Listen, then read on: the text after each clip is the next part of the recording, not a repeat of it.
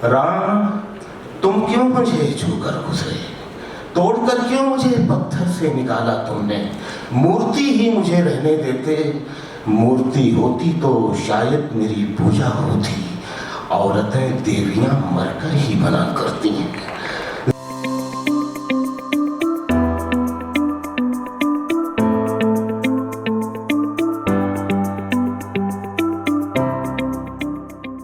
हमारे बड़े शायर थे निदा फाजली साहब, कुछ साल पहले उनकी डेथ हुई है। उन्होंने अपने बाप की मौत पर एक नज्म लिखी थी।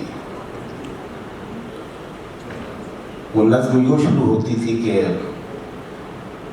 तुम्हारी मौत की सच्ची खबर जिसने उड़ाई है वो झूठा है।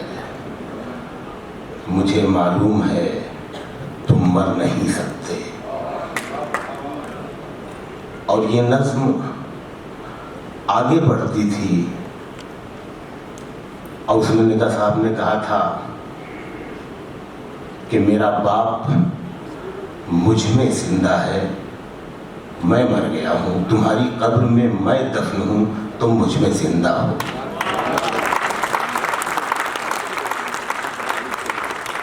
ये नज्म वो ऑस्ट्रेलिया में सुना रहे थे।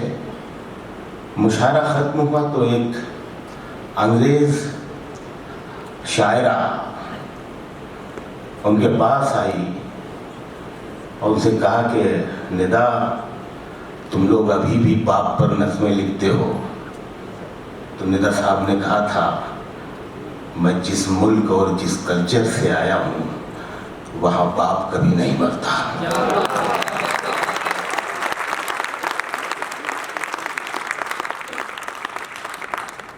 और मेरा तो एक ही बाप था।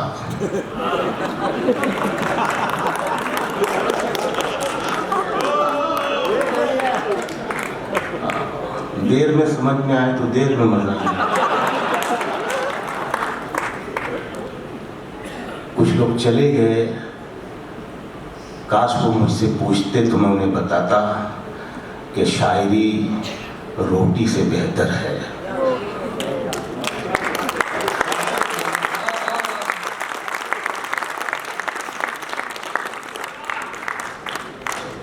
और जब बाप होश सरहदी हो जाए तो वो मरता नहीं है, अपने विचारों के जरिए अपने चाहने वालों के दिमागों में और दिलों में मुंतकिल हो जाता है। वो खत्म नहीं होता, पूरा होता है, मुकम्मल होता है कि वो इतने लायक औलाद हैं। खुदा हर बाप को ऐसी औलाद दी।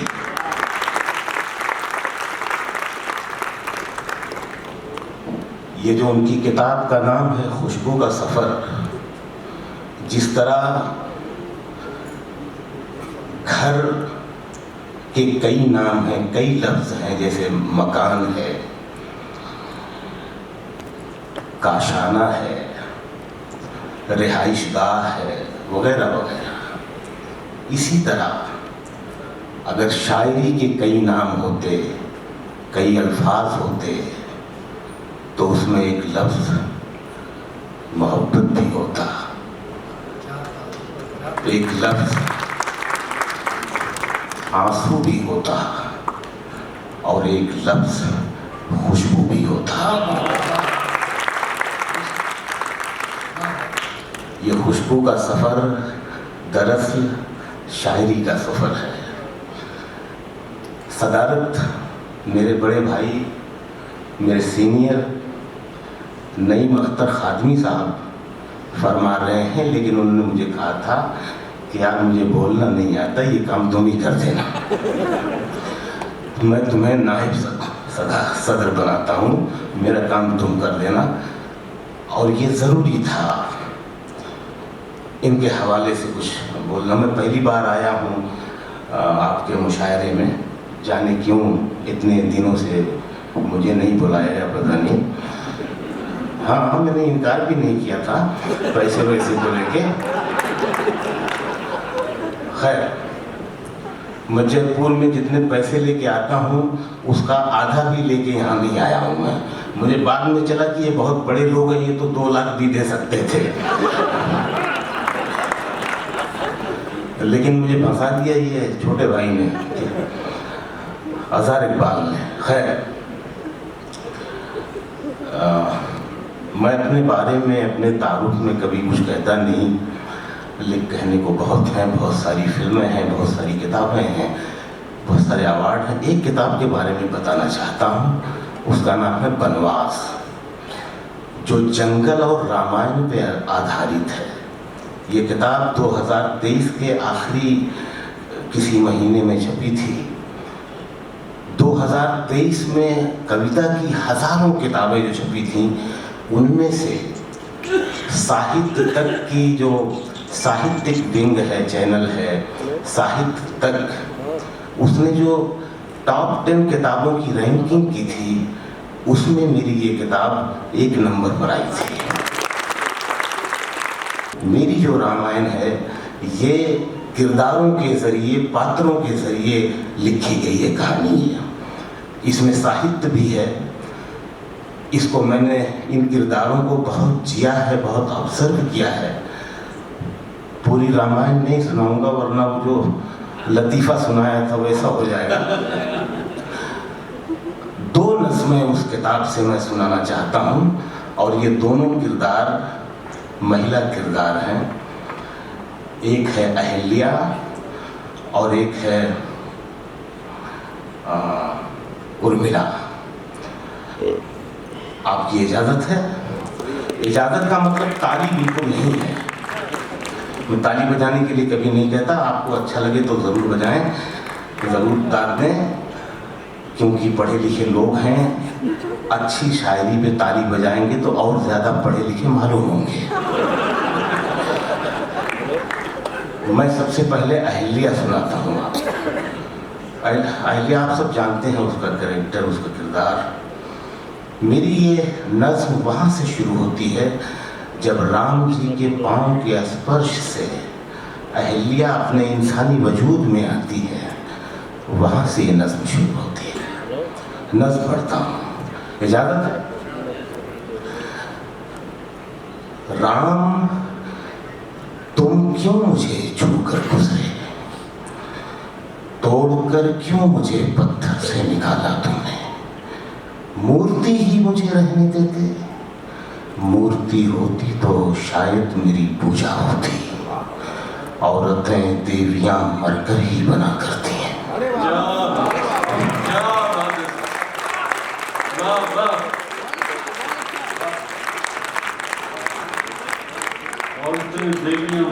बहुत बहुत शुक्रिया, बहुत इनायत जी। मैं पढ़ता हूँ।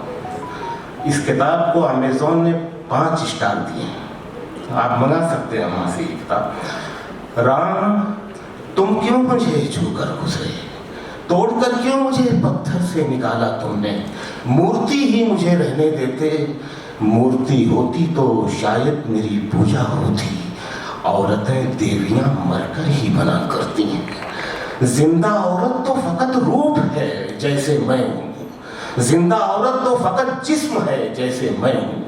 मुझको इस जिस्म से, इस रूह से आज़ाद करो, मुझको इस जिस्म से, इस रूह से आज़ाद करो। ऐसी दुनिया में मेरी रूह को आबाद करो, जिसमें घूरे ना किसी इंद्र की आंखें मुझको, जिसमें फिर से कोई गौतम मुझे शापित ना करे, मेरी मर्जी के बिना मुझ पे हुकूमत ना करे, फिर कोई मर्द मुझे तेरी से औरत ना करे।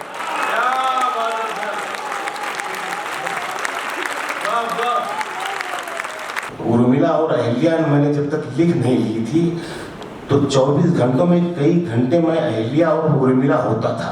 मैं सच बता रहा हूँ। आप सोचिए, उर्मिला नई नई शादी हुई है और पति 14 साल के लिए वनवास जा रहा है, जंगल जा रहा है। आप सोचिए, आज की तारीख में कोई लड़की 14 साल इंतजार कर सकती है।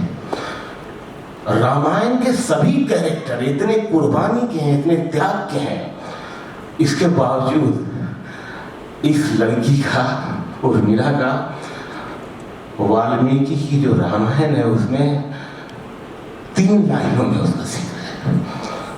इतने बड़े त्याग के बाद मैं नज़्म सुनाता हूं आपको। राम को जो मिला वनवास गलत था, लेकिन राम को जो मिला वनवास गलत था, लेकिन कोई राजा कभी मजबूर भी हो सकता है। जिद पे अड़ जाए जो रूठी हुई सौतेली माँ, बाप बेटे से बहुत दूर भी हो सकता है। क्या बात। राम को जो मिला वनवास गलत था, लेकिन कोई राजा कभी मजबूर भी हो सकता है। जिद पे अड़ जाए जो रूठी हुई सौतेली माँ, बाप बेटे से बहुत दूर भी हो सकता है। घर से जंगल को चले बाप बेटे से बहुत दूर भी हो सकता है। ये जो वनवास था ये खेल हुकूमत का था। ये जो वनवास था ये खेल हुकूमत का था, और इस खेल में हर दाव सियासत का था। और इस खेल में हर दाव सियासत का था। मुल्क जल जाते हैं कितने ही सियासत के लिए, कत्ल हो जाते हैं अपनों की हुकूमत के लिए। मुल्क जल जाते हैं कितने ही सियासत के लिए, कत्ल हो जाते हैं अपनों के हुकूमत के लिए। घर से जंगल को चले राम जो दुनिया को समेट, उर्मिला को भी चढ़ाया गया वनवास की भेंट। सिर्फ पत्नी ही नहीं खुद को भी कुर्बान किया, छोटे लक्ष्मण ने बड़े राम पे एहसान किया। सिर्फ पत्नी ही नहीं खुद को भी कुर्बान किया, छोटे लक्ष्मण ने बड़े राम पे एहसान किया। राम राजा भी थे, इंसान भी, भगवान भी थे। राम राजा भी थे, इंसान भी, भगवान भी थे। उर्मिला के वो मगर भाव से अनजान भी थे। उर्मिला के वो मगर भाव से अनजान भी थे। रूह जंगल में थी और जिस्म महल के अंदर। रूह जंगल में थी और जिस्म महल के अंदर। वो भी रहते हुए पत्थर में हुई थी पत्थर। दूर रहना पड़ा लक्ष्मण से उसे 14 बरस। वो महल उसके लिए ऐसा था जैसे कि कफस। उर्मिला बेदिलो बेजान थी लक्ष्मण के बगैर, जैसे सिंगार हो कोई किसी दर्पण के बगैर। उर्मिला बेदिलो बेजान थी लक्ष्मण के बगैर, जैसे सिंगार हो कोई किसी दर्पण के बगैर।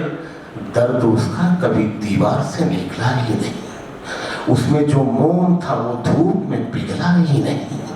एक चिंगारी बिना भड़के हुई राख में राख, उसके अश्कों से न भीगी कभी इतिहास की आंख। उसके अश्कों से न भीगी कभी इतिहास की आंख। ऐसा किरदार के जिसका कोई किस्सा भी नहीं, उर्मिला राम के वनवास का हिस्सा भी नहीं। उर्मिला राम के वनवास का हिस्सा भी नहीं। उर्मिला राम के वनवास का हिस्सा भी।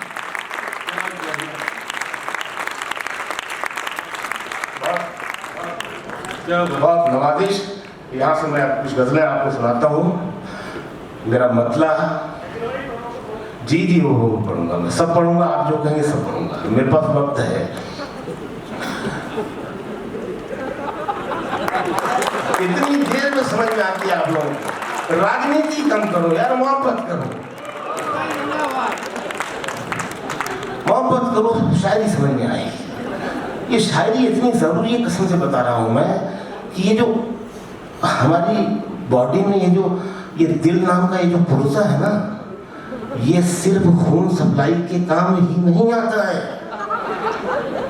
शायरी सुनोगे, उससे मोहब्बत करोगे तो पता चलेगा कि ये मोहब्बत भी करने का काम करता है, ये रोने का काम भी करता है, अच्छा इंसान बनाने का भी काम करता है ये।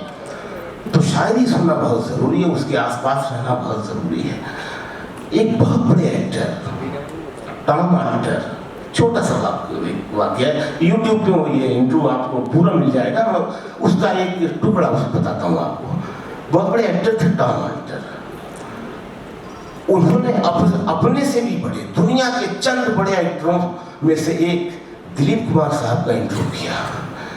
दिलीप कुमार साहब से पूछा कि ये जो आप इतने बड़े एक्टर हैं कि हर एक्टर में कहीं ना कहीं थोड़ा बहुत दिलीप कुमार मिल जाता है, इसके पीछे क्या राज है?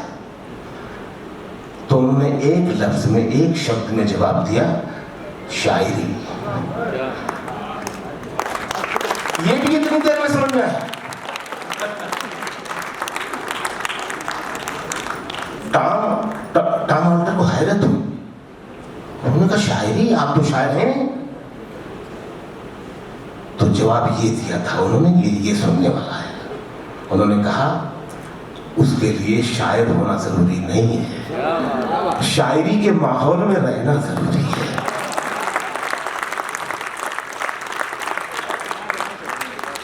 तो शायरी बहुत जरूरी, मैं सच बता रहा हूं। सुनिए, पढ़िए, नावल और कहानियां भी पढ़िए। सारा ये दुनिया राजनीति नहीं है यार, ऊपर वाले ने पैदा किया था मोहब्बत करने के लिए। ये तो हम साला खुराफात में पड़ गए हैं, सिर्फ मोहब्बत करने के लिए पैदा किया था। खैर, मैं मतलब पढ़ता हूं कि, और ये मतलब होश साहब की नज़र करते हुए मतलब पढ़ता हूं। मेरा पहला शेर। गुजरता है मेरा हर दिन मगर पूरा नहीं होता। गुजरता है मेरा हर दिन मगर पूरा नहीं होता। मैं चलता जा रहा हूं और सफर पूरा नहीं होता।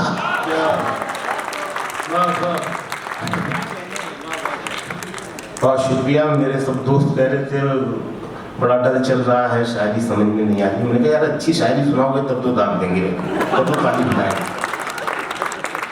ये सलीम भाई पढ़ रहे थे, एक बार भी अजहर भाई ने नहीं कहा कि ताली बजा दो, फिर भी आप बजा रहे थे। तो इसका मतलब है कि आप सुन भी रहे हैं और समझ भी रहे हैं। मैंने ऐसा ऑब्जर्व किया, बाकी आप जाने।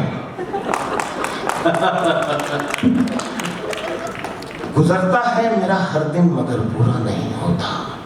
मैं चलता जा रहा हूं और सफर पूरा नहीं होता। लगाना बाग तो उसमें मोहब्बत भी जरा रखना। लगाना बाग तो उसमें मोहब्बत भी जरा रखना। परिंदों के बिना कोई शजर पूरा नहीं होता।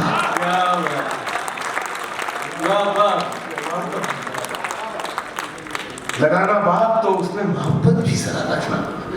परिंदों के बिना कोई शजर पूरा नहीं होता। यहाँ पे दो शेर सुन लें। परिंदों के बिना कोई शजर पूरा नहीं होता। खुदा भी खूब है, भगवान की मूरत भी सुंदर है। शेर सुनना यार, सुन के बताओ। बहुत शुक्रिया, बहुत इनायत। खुदा भी खूब है, भगवान की मूरत भी सुंदर है। मगर जब माँ नहीं होती तो घर पूरा नहीं होता। वो चोटी की बनावट हो कि टोपी की सजावट हो। शेर ये शेर भी समझे थे। वो चोटी की बनावट हो, वो चोटी की बनावट हो कि टोपी की सजावट हो। बिना इंसानियत के कोई सर पूरा नहीं होता। बिना इंसानियत के कोई सर पूरा नहीं। बहुत है। वो चोटी की बनावट हो कि टोपी की सजावट हो। बिना इंसानियत के कोई सर पूरा नहीं होता। बिना इंसानियत के कोई सर पूरा नहीं होता। कुछ शेर और सुने कि बिना इंसानियत के कोई सर पूरा नहीं होता।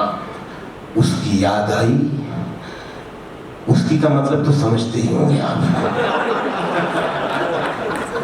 और खास तौर से जब शेर में आता है, उसकी याद आई, उसकी याद आई। वो अभी आधार भाई कह रहे थे वो कि यहाँ पे जो ज़्यादा लोग जो बैठे हैं वो नौजवान नहीं हैं और ये मोहब्बत और फलाना इश्क है। तो मेरे भैया, शायरी जो है ना, अरे ये जो इश्क है ये उम्र थोड़ी ना करती है, तो दिल करता है। अब जैसे कि मेरी उम्र बढ़ती जा रही है, मेरे इश्क भी बढ़ते जा रहे हैं, लेकिन ये थोड़ी ना बताऊंगा कि किससे कर रहा हूं। उसकी याद आई तो कुछ जख्म पुराने निकले। उसकी याद आई, मैं पुराना कह सकता हूं, देखो सफेद हो रहे हैं बाल। उसकी याद आई तो कुछ जख्म पुराने निकले। ये राजस्थान में सुनाने वाले ये दोनों शेर हैं। पहला रोमांटिक है, दूसरे में राजनीति आएगी, अभी देखना। हाँ, क्योंकि यहाँ पे राजनीति भी उतरी है और रोमांस भी उतरी है। उसकी याद आई तो कुछ जख्म पुराने निकले, दिल की मिट्टी को कुरेदा तो खजाने निकले। क्या बात, दिल की मिट्टी को कुरेदा तो ये सरदार जी हैं 100 पे भारी हैं अकेले, इतना अच्छा सुंदर 1.25 लाख पे भारी है सर ये। उसकी याद आई तो कुछ जख्म पुराने निकले, दिल की मिट्टी को कुरेदा तो खजाने निकले। शहर में करता था जो सांप के कांटे का इलाज, शहर में करता था जो सांप के कांटे का इलाज, उसके तहखाने से सांपों के ठिकाने निकले। वाह वाह, क्या बात।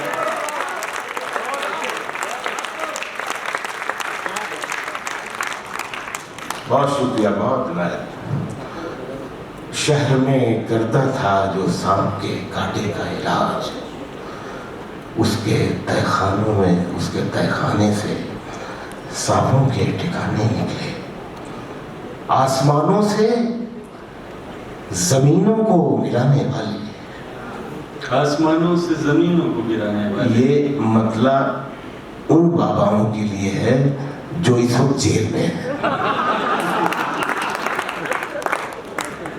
आसमानों से जमीनों को मिलाने वाले, झूठे होते हैं ये तकदीर बताने वाले,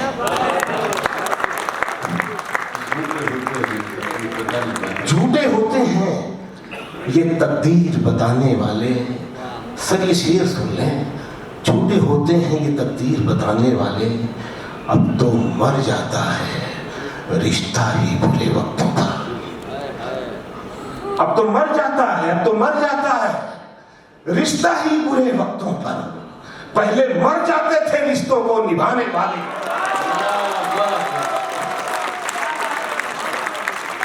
क्या कहना है शकील भाई, वाह वाह।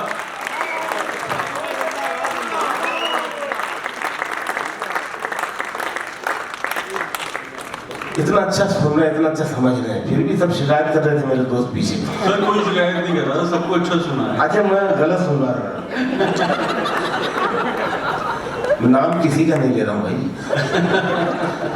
अब तो मर जाता है रिश्ता ही बुरे वक्तों पर, पहले मर जाते थे रिश्तों को निभाने वाले। ये शेर भी सुन ले, जो तेरे ऐब बताता है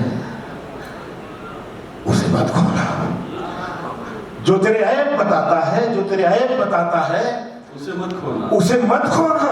अब कहाँ मिलते हैं आईना दिखाने वाले।